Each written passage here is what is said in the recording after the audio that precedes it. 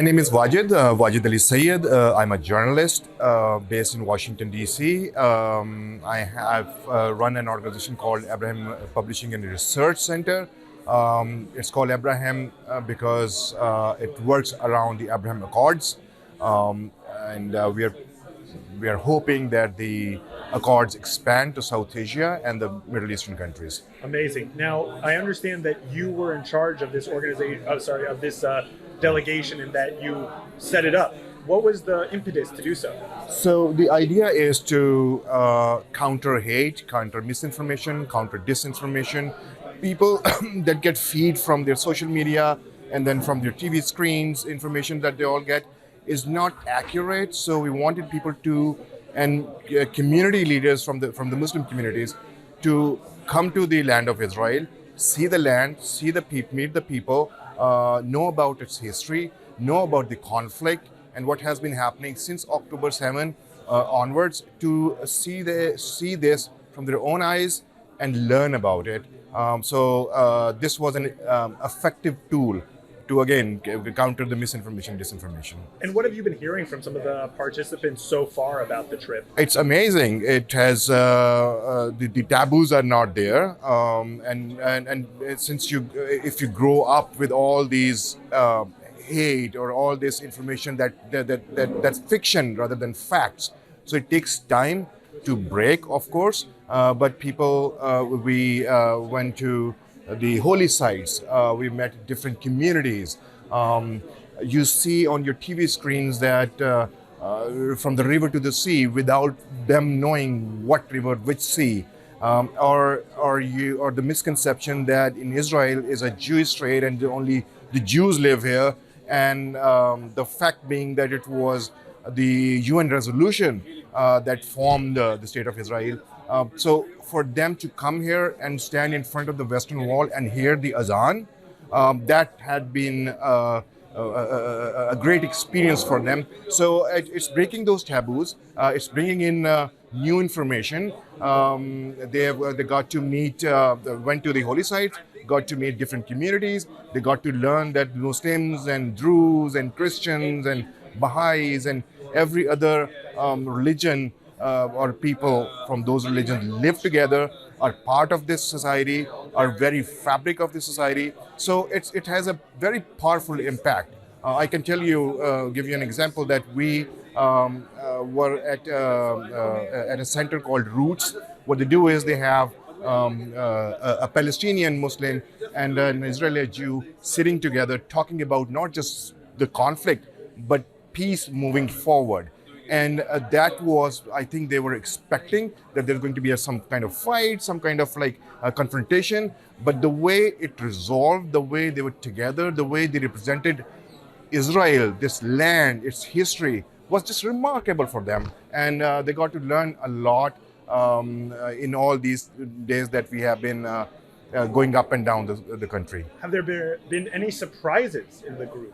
I think every other day was a surprise. Every other thing was a surprise. I think landing here, not confronting anything from the immigration office or the guy, the border guy, and the stamping and everything. They got to know that the immigration officer said, "Thank you, first of all, welcome, and thank you for the work that you're doing," because they're on a peace mission. They're here to again learn about the land of Israel.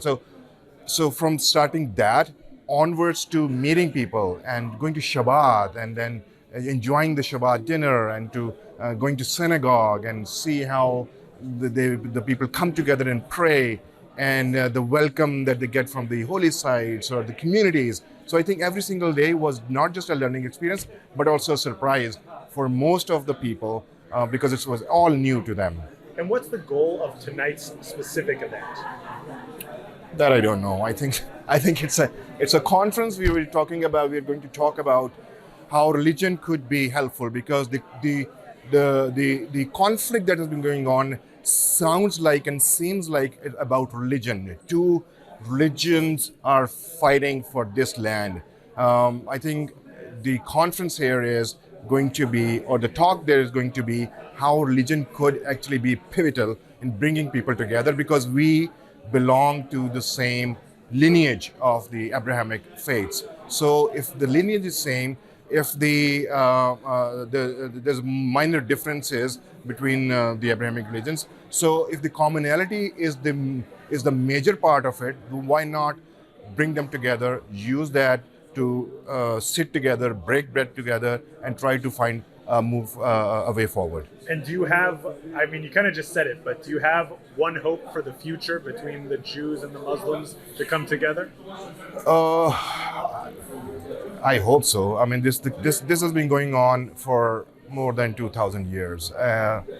When you come to learn about the history and the Jewish history, especially, the persecution has been ongoing, and every time there's a quote which I don't remember who said that, but it goes something like that, like they thought we, they thought they buried us, but they didn't know we were seed. So them coming together with resilience every single time you push them down, they come up again. I think yes, there is hope. I think there was hope. There still is, because one side is extending its hand, the other side needs to know that this land belongs to all religions, and to honor this the holy land is to be together, sit together. But I must add that the Arabs are the just 20% of the Muslim population. So the majority is non-Arab Muslims, and they have a different point of view and should have a different point of view about this. And they are also the hope. That's why the Muslim leadership that is here visiting, when they see it in a non-Arab eye or the lens, and then they get to know and learn and then toss around more ideas how people could be together. I think there's hope. It's just the approach that has to be different at this time, and I think that had kicked off already with the Abrahamic Accords. And you see that the Accords during this conflict, the countries that had signed the Accords did not flinch, did not back down. So it was there. So to expand the Abraham Accords would actually bring in the world into this and then try to resolve this issue once and for all. Probably not, but at least bring the pressure down and have these countries around Israel and around the globe and around the conflict together, and that could be a way forward. Amazing.